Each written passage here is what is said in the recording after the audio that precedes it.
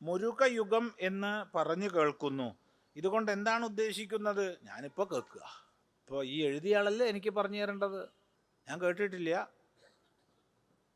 കൃതയുഗം, ത്രേതായുഗം, ദ്വാപരയുഗം, കലിയുഗം, പുനഃ കൃതയുഗം, ത്രേതായുഗം, ദ്വാപരയുഗം, കലിയുഗം, പുനഃ വീണ്ടും അത് തന്നെ. ഇതിങ്ങനെ ചാക്രികമായി കറങ്ങുന്നതാണ് ഞാൻ മനസ്സിലാക്കിയിട്ടുള്ളത്. മുമ്പൊക്കെ നമ്മളിങ്ങനെ പ്ലാസ്റ്റിക് യുഗം, നമ്മളൊക്കെ ചെറിയ കുട്ടിയാവുന്ന സമയത്ത് പത്രങ്ങളിൽ വരുമായിരുന്നു, ഇത് പ്ലാസ്റ്റിക് യുഗമാണ്, ഇതൊരു അഭിമാനമാണ്. കുറച്ചും കൂടി കഴിഞ്ഞപ്പോൾ ഇലക്ട്രോണിക്സ് യുഗം, ഈ കൂട്ടത്തിനെ പലർക്കും അറിയുണ്ടാവും.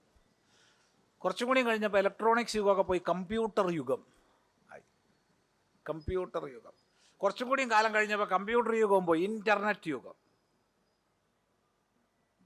ഇപ്പോൾ അതിലാപ്പോൾ നമ്മൾ നിൽക്കുന്നത്. അതൊക്കെ ചുരുങ്ങിയ കാലയളവേ ഉള്ളൂ. അതിങ്ങനെ ഓരോരുത്തരും ഓരോരോ പേര് പറയാന്നല്ലാതെ അതിൽ കവിഞ്ഞ് എന്താ ഉള്ളതെന്ന് എനിക്കറിയില്ല. നമ്മളെ സംബന്ധിച്ച് അറിയുന്ന എത്രയേ ഉള്ളൂ, കൃതയുഗം, ത്രേതായുഗം, ദ്വാപരയുഗം, കലിയുഗം, അതേ അറിയുള്ളൂ. മറ്റൊന്നും ഇല്ല എന്ന് പറഞ്ഞിട്ടില്ല. ഇലക്ട്രോണിക് യുഗം ഇല്ല എന്ന് ഞാൻ പറയുമോ? ഉണ്ട്, ഉള്ളവർക്കുണ്ട്.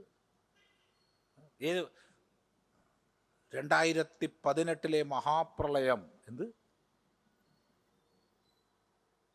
അതിനെ അപേക്ഷിച്ച് ചെറുതായിരുന്നു 2019 പ്രളയം. എടാ, 18 പ്രളയം ഉണ്ടായോ? വെള്ളപ്പൊക്കല്ലേ ഉണ്ടായത്? പ്രളയം ഉണ്ടായോ? പ്രളയം ഉണ്ടായാൽ നീ ഞാനും ഉണ്ടാവുമോ? വെള്ളപ്പൊക്കത്തിന് പ്രളയം എന്ന് പറയുന്ന കാലമാണ്.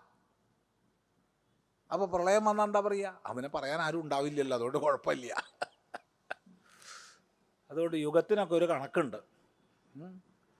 അതുപോലെ ശ്രീ രജിജിയുടെ നേതൃത്വത്തിൽ LMRK, ലയൺ മയൂര റോയൽ കിങ്ഡം എന്നൊരു പ്രസ്ഥാനവും പ്രവർത്തിക്കുന്നുണ്ട്. അദ്ദേഹത്തിൻ്റെ പല പ്രസ്താവനകളും പിന്നീട് സത്യമായി ഭവിക്കുന്നതും കാണുന്നുണ്ട്. ഇതിനെക്കുറിച്ച് വല്ലതും പറഞ്ഞു തരുമോ? ഈ കക്ഷി ഇപ്പോൾ ജീവനോടുണ്ടോ? അറിയില്ല, എനിക്കറിയില്ല. അതുകൊണ്ടാണ് ചോദിക്കണത്. കളിയാക്കാൻ ചോദിക്കാമല്ലോ, സത്യമായിട്ടും ആരെയും പരിഹസിക്കാൻ വേണ്ടി ചോദിക്കില്ല, അറിയാത്തതുകൊണ്ടാണ്. ഈ പറഞ്ഞ കക്ഷി ഇപ്പം ഉണ്ടോ ജീവനോടെ? ഉണ്ടെങ്കിൽ നേരെ അയാളോട് ചോദിക്കുക. എനിക്കറിയാത്ത വിഷയം എന്നോട് ചോദിച്ചിട്ട് എന്താ കാര്യം? എനിക്കറിയണതല്ലേ എനിക്ക് പറയാൻ പറ്റൂ. ആ കക്ഷി ജീവനോടെ ഇല്ലെങ്കിൽ ഇതിന് തൊട്ടടുത്ത ഫോളോവർ ഉണ്ടെങ്കിൽ അയാളോട് ചോദിച്ചു നോക്കുക. അത്രേ പറയാൻ അറിയുള്ളൂ. അതുകൊണ്ട് നമുക്കറിയാത്ത വിഷയം ഇപ്പോൾ കേൾക്കുക. അപ്പോൾ അങ്ങനെയൊക്കെ നമ്മളെ നാട്ടിലുണ്ട് എന്നുള്ളത് ഇപ്പോൾ കേൾക്കുക.